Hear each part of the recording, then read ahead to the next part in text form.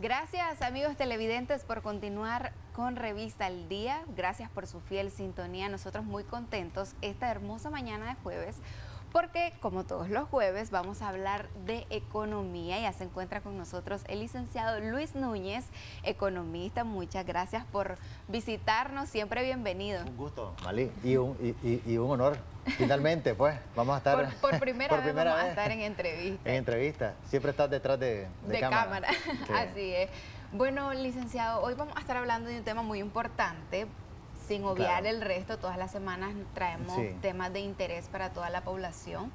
Pero hay un tema que quizás muchas personas se van a sentir identificados en este momento, y es que vamos a hablar de migración y economía. Claro. ¿Qué pasa? Los efectos en el desarrollo socioeconómico y también político de la migración. Sí, mira, yo creo que primero hay que desmitificar, digamos, la migración, en el sentido de que, bueno, en el caso nuestro, después de año y medio de estar en una crisis política y social profunda, este tema ha estado mucho más intenso en la opinión pública, pero la migración hacia atrás también ha sido importante. Es decir, por ejemplo, en los 80 mucha gente migró y muy poca gente regresó. Se quedan en mejores oportunidades. Pero ahora la situación igual en Nicaragua. Nicaragua no ha sido un gran emisor de migraciones. Los países que migran más hacia México, Estados Unidos. No calificaba anteriormente. Sí, son Honduras, El Salvador, Guatemala, que son los que realmente son el fuerte. Incluso se han dado unas grandes caravanas de migrantes famosas que estuvieron que siempre, por ejemplo, hace unos 4 años, el tema de la migración infantil salió a la luz pública porque la cantidad de niños detenidos en la frontera México-Estados Unidos era grande, ¿verdad? Incluso hubo campañas por la violación de derechos humanos de menores de edad que fueron tratados realmente de manera inhumana. Entonces, pero en el caso nuestro, en Nicaragua, es alarmante precisamente eso. La Organización Internacional de Migraciones en Nicaragua también presentaba un estudio interesante que refleja algunos datos que realmente deberían de llamar la atención de todas las instituciones del país. Y es que más jóvenes y más niños incluso quieren irse del país. Estuve leyendo por ahí que Costa Rica recibió más de 100.000 solicitudes de asilo político, que precisamente quizás estas personas no necesitaban un asilo político, solamente querían migrar en busca de mejores oportunidades laborales, de incrementar su ingreso o ayudar a sus familias para la subsistencia. Claro, son algunos de los factores que inciden en las migraciones, ¿verdad? Buscar mejores oportunidades que el país nos está dando, ¿verdad? Y aquí hay que recordar de que no solamente los gobiernos son responsables de esto, también la empresa privada, que no está generando suficientes empleos realmente y de calidad. Porque también hay que ver, yo puedo tener un empleo, pero no es el empleo que yo quiero, no estoy siendo pagado como yo quiero, y me sale mejor migrar, aunque no vaya a ser lo que yo haga como profesional, porque esa es parte también de la migración. Es decir, me sale mejor, yo voy a Estados Unidos, por ejemplo, me voy legal y todo, y me quedo allá trabajando porque ya gano mucho más de lo que ganaba aquí como un profesional. Incluso profesional bien calificado. La migración siempre ha existido, es un fenómeno que no podemos detener ni erradicar. Un dato interesante que salió a propósito del Brexit en Reino Unido, cuando Reino Unido toma la decisión de salirse de la Unión Europea, ¿verdad? Es que hay alrededor de 7 millones de británicos que están fuera de Gran Bretaña, están en toda la Unión Europea. Están trabajando de una u otra forma, son empresarios, tienen inversiones en diferentes países. Es decir, es una cantidad considerable. Sí, la migración, como decía, tampoco la veíamos como el fenómeno que nunca se ha dado, ¿no? Las migraciones han habido desde la antigüedad. Yo no me refiero a desplazados, me refiero a migrantes, gente que sale de un país, que se mueve a otro país, que andan buscando oportunidades igual. Pero en el caso nuestro, en el caso de los países como nosotros, como los países africanos, parte de países asiáticos, mucha gente migra por razones políticas, también por conflictos. Veamos los casos de Siria, Irak.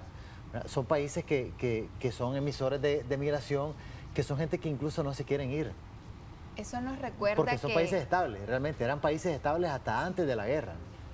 vivimos todos como en una casa común, o sea, la tierra es una casa común y siempre va a existir la migración, como lo decía usted, en busca de oportunidades o por contextos políticos, por conflictos.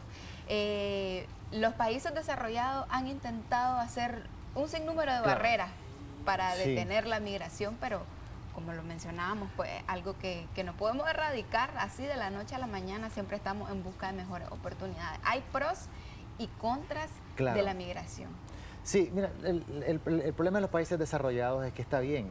Son países que han sido receptores históricamente de migraciones, son países de inmigrantes. Estados Unidos es un país de inmigrantes, en Europa hay muchos países que también son de inmigrantes, porque hay una alta rotación de gente. Nosotros vemos comunidades extranjeras fuertes en determinados países, que incluso eso provoca conflicto, ¿verdad? Ha provocado conflicto, pero ese es otro tema. Sí. En el caso nuestro, nuestra migración histórica ha sido porque se busca mejores oportunidades. Nosotros vamos a los 50, a los 60, mucha gente emigraron en esa época, ya están bien radicados en Estados Unidos, pero también fueron inmigrantes en ese momento, tuvieron que abandonar el país, las condiciones eran diferentes, ¿verdad? Después eso siguió en los 70, en los 80, hubo una explosión nuevamente por la crisis que nosotros tuvimos, el conflicto armado. Muchos de ellos no regresan, muchos de los que fueron desplazados, los que se fueron, no regresaron. Entonces, pero también eso tiene... Vamos a ver un lado positivo, y es que ha permitido, por ejemplo, el nivel de remesas que nosotros tenemos es alto, es lo que mantiene gran parte de la economía nacional, ¿verdad? Porque es un dinero que entra directamente a la familia. Pero... no es lo ideal. Pero un dinero que se utiliza como un salario, no se utiliza para una inversión. Que ahí debería haber una lógica, pero es parte de la cultura. Por ejemplo, hay otros tipos por ejemplo, los asiáticos son un poco más ahorrativos, ahorran para llevar a su familia, por ejemplo, al país a donde están, para hacer empresas. Nosotros hemos visto, por ejemplo, aquí en Nicaragua teníamos grandes empresarios asiáticos, ¿verdad?, que se establecieron en Nicaragua y lo hicieron trabajando duro, ahorrando. El problema es que nosotros a veces también pensamos mucho en el consumo, somos muy consumistas. Si nosotros educáramos a nuestro país en el ahorro, en la productividad, creo que también la migración se le podría sacar un mayor provecho en ese sentido. El problema es que nosotros, es decir, como dicen, coyor quebrado, coyor comido. Entonces el dinero que viene precisamente es de consumo, va directo a la familia y eso va directo a la empresa, al distribuidor de productos. Pero tiene como te decía, esa es una de las ventajas que puede tener. Por otro lado... Y en semanas anteriores, licenciado, estuvimos hablando sobre la educación para el desarrollo desde los primeros niveles escolares. Entonces, todo eso, exacto, eso ayuda para que la calidad, por ejemplo, de nuestros profesionales, de nuestros estudiantes, de la gente en Nicaragua sea mayor. Y eso nos ayude, por ejemplo, a tener una mejor visión hacia el futuro. Aquí ya la idea de que hay que enseñarle a leer a todo el mundo, y eso, o sea, ya todos saben leer y escribir, eso ya no nos ayuda en gran medida. Entonces, como digo, la migración permite, por ejemplo, el intercambio con otras culturas, hay conocimientos, nuevas tecnologías, la gente aprende. Que se pueden venir implementar. Que se pueden venir, mucha gente lo hizo. En los 90 mucha gente implementaron modelos de negocio diferentes a como nosotros lo veníamos haciendo. Traen tecnología nueva. Pero como te digo, en este estudio, por ejemplo, lo que se dice es que nuestros niños y nuestros jóvenes se quieren ir, es decir, nuestro futuro se nos quiere ir. No están bien aquí, ¿qué está pasando? Y esa es la parte mala de la migración. Ese es uno de los contras, porque realmente perdemos una buena cantidad de población económicamente activa. La juventud, que es el futuro de nuestro país, se está yendo del país. Mucha de nuestra mano de obra calificada se fue. Algunos regresaron, otros aprendieron el oficio, artesanos muy buenos. Nosotros tenemos artesanos buenos en cuero calzado, en textiles. El problema que hace falta es incentivo, ¿verdad?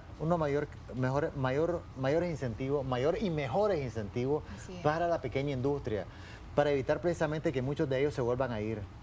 Aquí orfebres también se fueron, gente que trabajaba en diferentes sectores de la economía se fueron profesionales, ¿ya? Profesionales universitarios, me refiero que profesores, ingenieros, médicos, tenemos muchos médicos que se han ido por este conflicto, esperemos que regresen.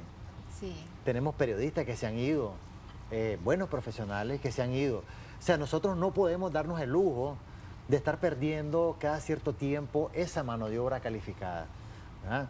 Y sobre todo darnos el lujo de perder el futuro. Ni siquiera a estos niños, a estos jóvenes, ni siquiera le estamos dando la oportunidad que se desarrollen en Nicaragua, sino que desde ya ellos se están yendo. Entonces, estamos siendo exportadores de mano de obra. ¿Ellos entrarían dentro de la migración formal o informal? Entonces, muchos se han ido formalmente, de acuerdo, esa parte pues es una parte minoritaria, pero el grueso de nuestra migración es una migración informal que tiene que atravesar 1001 peligros desde que salen de aquí. Desde que ya van saliendo de sus casas, a las 3 cuadras comienzan ya los primeros peligros, después atravesar la primera frontera, después la segunda frontera y después la tercera y llegar a la última, que es la peor de todas, que es ya cuando llegas a tu destino final. Es decir, ahí es donde vienen, todo eso es, estamos exponiendo a nuestra juventud, y lo más triste es que, por ejemplo, ellos tienen una imagen diferente de eso. Y realmente las personas que migran hacen una inversión y se arriesgan a regresar con sus manos vacías, quebrados económicamente. No se ha medido realmente el impacto desde ese punto de vista, pues hasta donde yo sé, pues cuánto le pagas a un coyote que ese dinero lo va a sacar, ni siquiera le queda a la economía nacional, es un dinero sucio, sí, ¿verdad? Un dinero ilegal el que queda, el que sale, pero, por ejemplo, un migrante fácil te puede estar gastando $5.000 según lo que he escuchado, con algunas experiencias, hay otros que pagan más, hay otros que pueden pagar un poquito menos. Pero es decir, y estamos hablando de miles de gente que se está moviendo en ese negocio. Es decir, si nosotros medimos, son centenares de millones de dólares los que se mueven precisamente por la migración ilegal, ¿verdad? O informal, como queramos llamarle. Es decir, esa migración está generando una gran cantidad de dinero que no se sabe a dónde va a parar.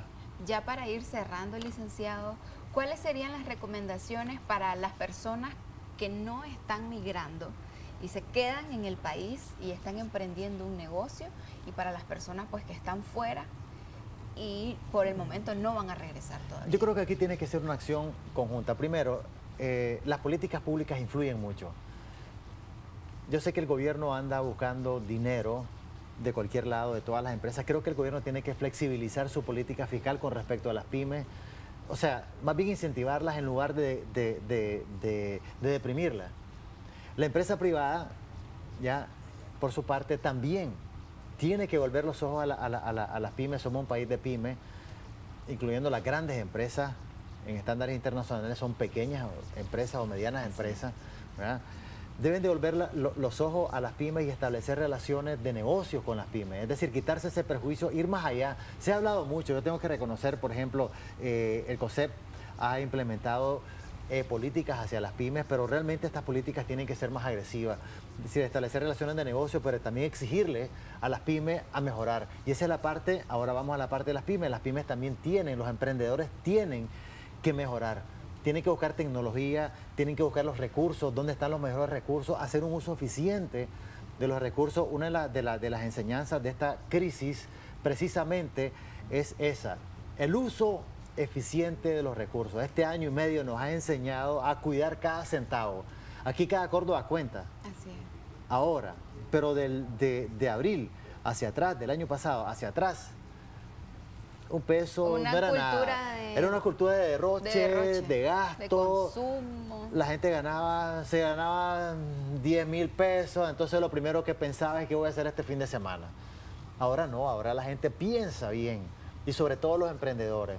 Los emprendedores tienen que dar un salto en la calidad, que no tienen que ir a pedirle a la gran empresa el favor de comprarle su producto, no, sino que llegar a competir con quienes le venden productos a las grandes empresas, ¿verdad? Tenemos que comenzar a fomentar esa cultura de calidad de producto. Nosotros tenemos calidad, hay que mejorarla todavía más. Nosotros tenemos que apuntar a la excelencia. Las pequeñas empresas tienen que apuntar, tienen que ver su mirada hacia la excelencia. Si tenemos esto que es muy bueno, que la gente lo está comprando, perfeccionémoslo.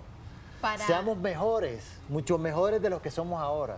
Para las personas que migraron la recomendación es que aprendan, ahorren, que traten de educarse si tienen la posibilidad.